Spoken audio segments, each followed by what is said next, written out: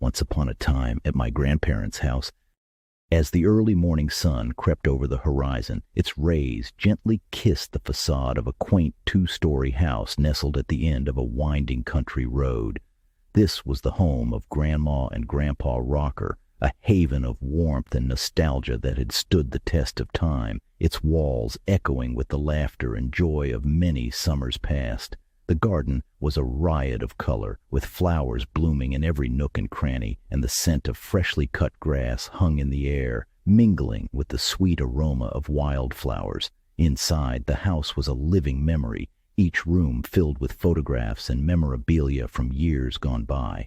The kitchen, with its oak table and mismatched chairs, was the heart of the home, where family gathered, stories were shared, and memories made.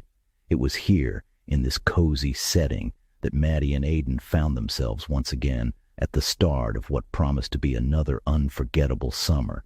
Maddie, 14, with her ever-curious mind and a passion for adventure, was the first to wake. Her long auburn hair was pulled back in a loose ponytail, and her eyes sparkled with excitement for the day ahead. Aidan, her older brother by 2 years, was more reserved, but shared his sister's enthusiasm for the unexpected.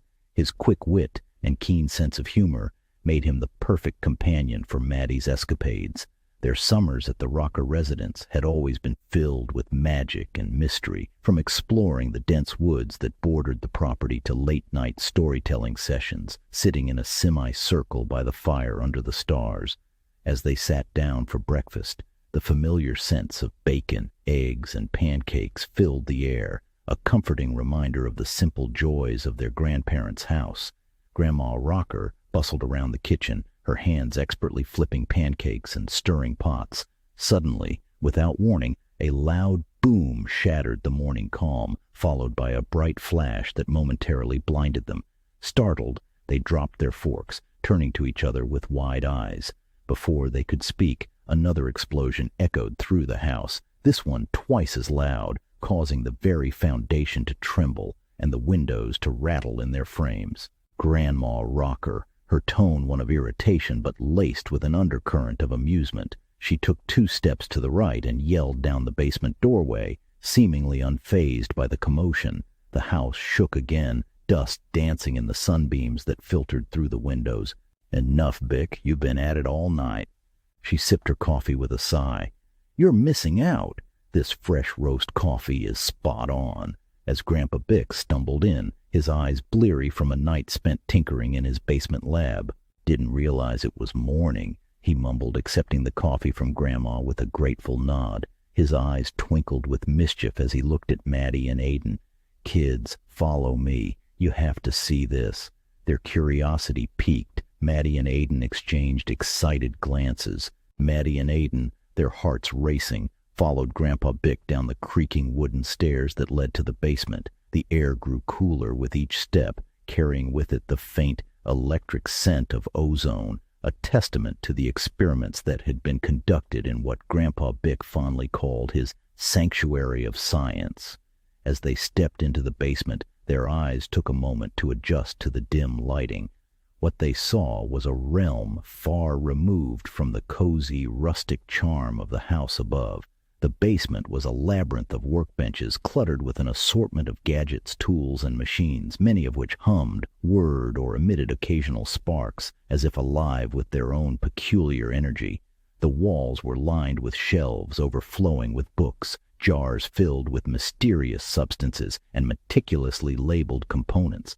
In one corner of the room, a large chalkboard was filled with equations and diagrams. The air itself seemed alive. Grandpa Bick led Maddie and Aidan through the organized chaos as if navigating a well-trodden path through a dense forest. "Welcome to my world," he said, his voice filled with a blend of pride and excitement. "This, my dears, is where the impossible becomes possible." At the center of the room stood what appeared to be the epicenter of the recent disturbances, a complex assembly of metal rods, coils, and spheres, connected by a tangle of wires to an array of screens and control panels. This was the latest project, the source of the explosive sounds and flashes of light. "This," Grandpa Bick began, gesturing toward the contraption with a spark of enthusiasm in his eyes, is my attempt at creating a quantum-entangled energy transformer, or, in simpler terms, a way to directly manipulate energy through the principles of quantum entanglement. Maddie and Aiden exchanged glances, their expressions a mixture of fascination and bewilderment. Quantum physics was far beyond anything they had encountered in school, but they were eager to learn, hanging on their grandfather's every word.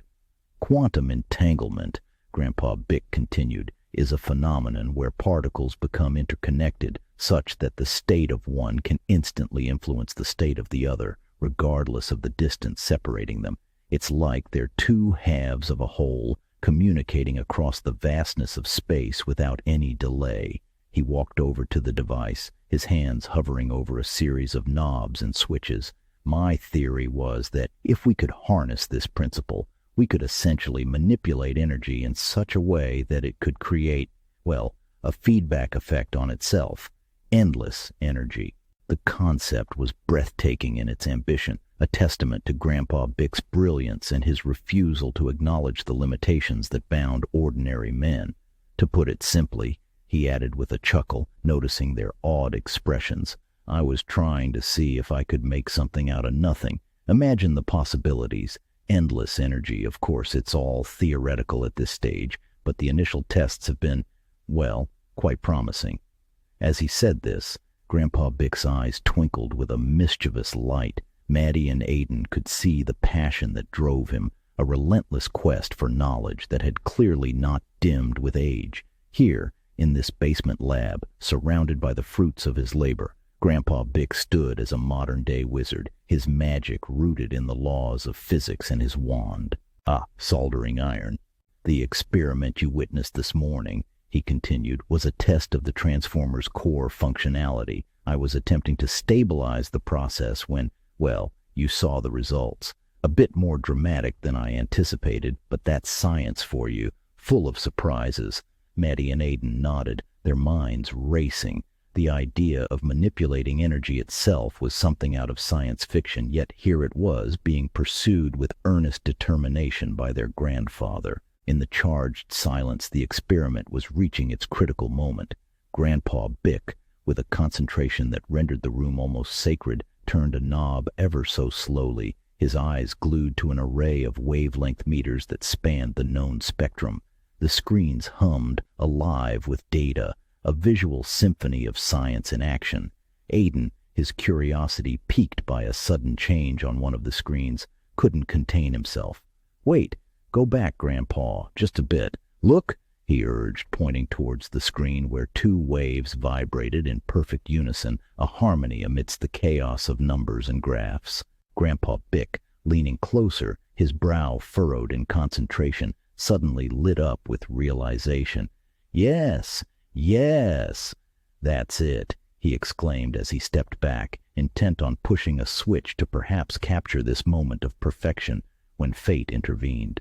B.N.Rocker, having stepped closer to witness the excitement, inadvertently placed her foot just where Bick needed to step.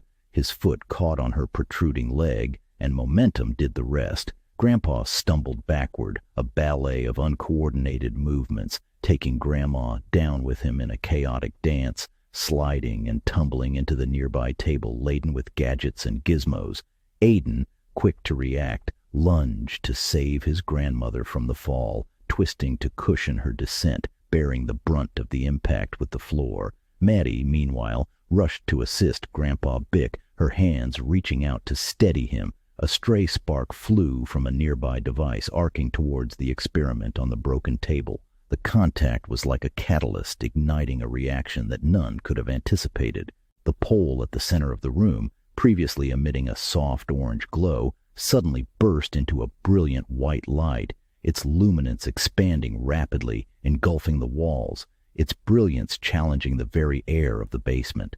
Then, as if devouring itself, the light collapsed inward, forming a dark sphere that seemed to pull at the very essence of the room, a mini implosion that sucked in the surrounding light, bending the streaks from the overhead fixtures to its will. And then, with a force that shook the foundations of their understanding, The black sphere imploded into a small spot of intense light, followed by another sound, a cacophony that might have been the screeching of demons clawing at the very boundaries of reality. A final burst of light expanded, enveloping everyone in a blinding haze. As their eyes readjusted to the normal light, a stunned silence fell over the group. The basement, once a cluttered sanctuary of invention and discovery, now stood empty. The chaos of the fall, the spark, the explosion, all had culminated in a moment of unbelievable transformation. They stood in amazement, processing the surreal emptiness where once stood shelves laden with books, tools, and the myriad components of Grandpa Bick's experiments. Now empty. The air, still charged with the remnants of electric energy, held a silence that spoke volumes. In the quiet aftermath of the experiment's unforeseen conclusion, the family stood in the center of the now empty basement, their hearts heavy. The familiar disarray of Grandpa Bick's scientific endeavors, once a comforting testament to his boundless curiosity and inventive spirit, had vanished, leaving behind a void, a creeping fog of uncertainty that clouded their thoughts. As they ascended the basement stairs, each step felt like a move through a corridor of time, each footfall a leap into the unknown.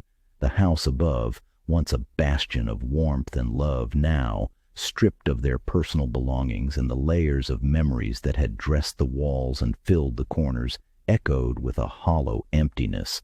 Pictures that had smiled down upon generations, furniture that had borne witness to countless moments of joy, laughter, and tears, all had been erased, as if they had never been. They moved through the house with a sense of surreal detachment, their minds grappling with the magnitude of their situation.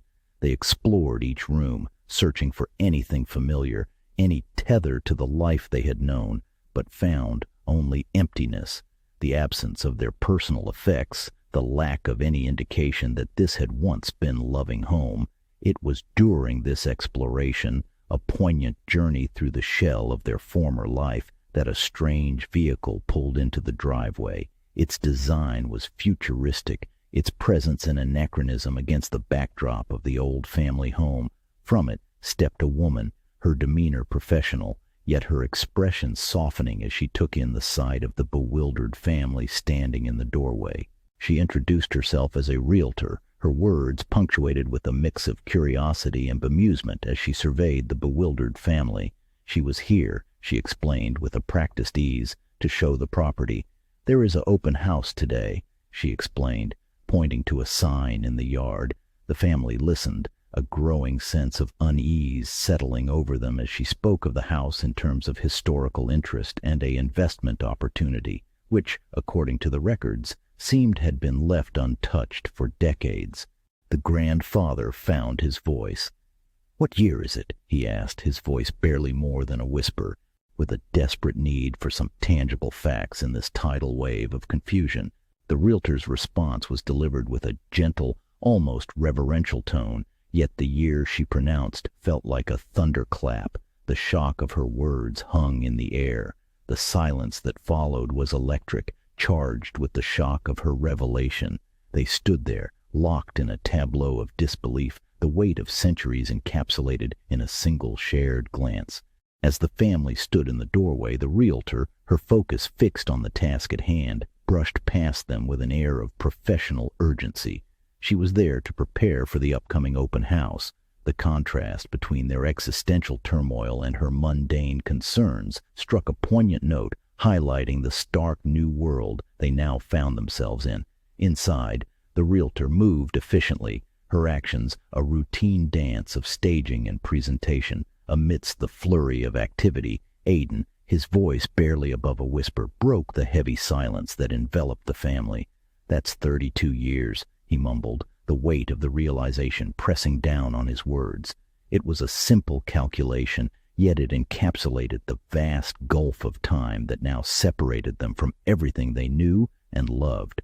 In that moment, as the realtor continued her preparations, the family found themselves anchored to the spot, staring into each other's eyes.